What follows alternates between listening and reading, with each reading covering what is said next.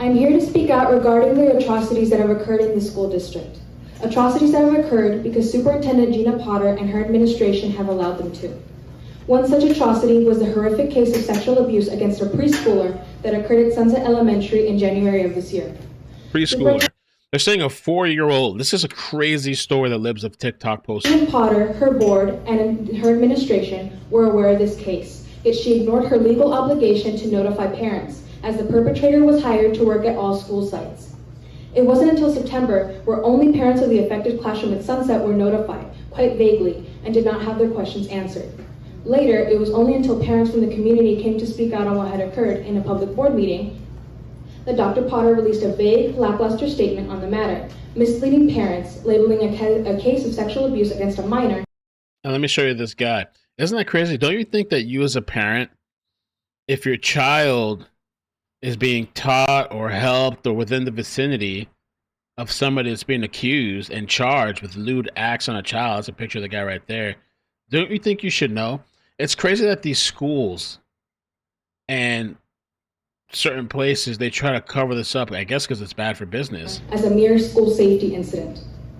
The fact that you thought that you could hide this from parents for 8 months and then deliberately mislead us is one of the many clear examples showing the low regard in which you hold our community's intellect. That's insulting and repulsive.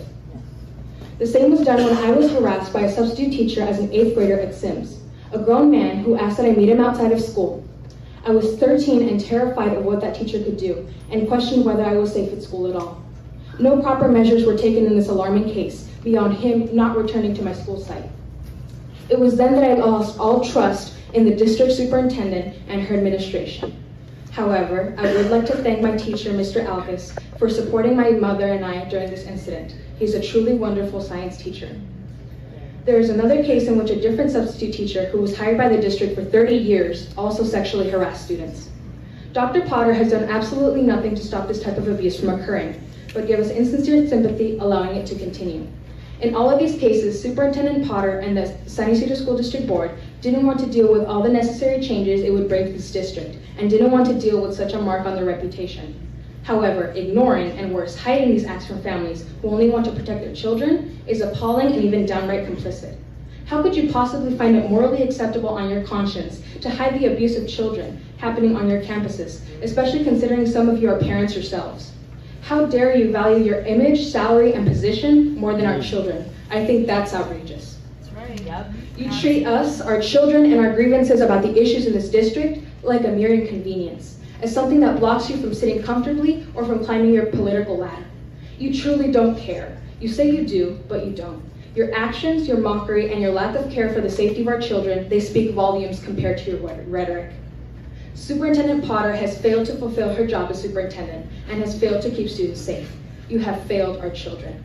This is why we, the parents, asked Superintendent Potter to resign immediately. And to Board Member Martinez, how dare you claim to be a victim of intimidation when the true victim was that 4-year-old little girl, sexually abused by one of your employees? True victims are the students who Wow. Excuse me, decorum! Oh, they didn't like that, man. And so I haven't even heard of this case. They're saying, from what I could look up and see, the suspect's name is Jaime Godinez, 23 years old, instructional aide, teacher's aide. He was placed on administrative leave in January, and a criminal complaint was filed in September. I wonder why it took so long, for lewd acts with a preschooler.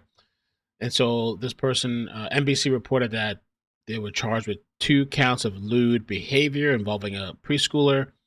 And there's a civil lawsuit apparently as well. The child's family filed a civil lawsuit naming a district and others. Okay. And they claim that this has been covered up for months and that they're calling it a safety incident. That's crazy. So the timeline, I guess, that's available, January 2025, this act with a child happens. Aide is placed on administrative leave, okay, the Jaime Godinez. September 12th, complaints/charges are filed from the incident from January 15.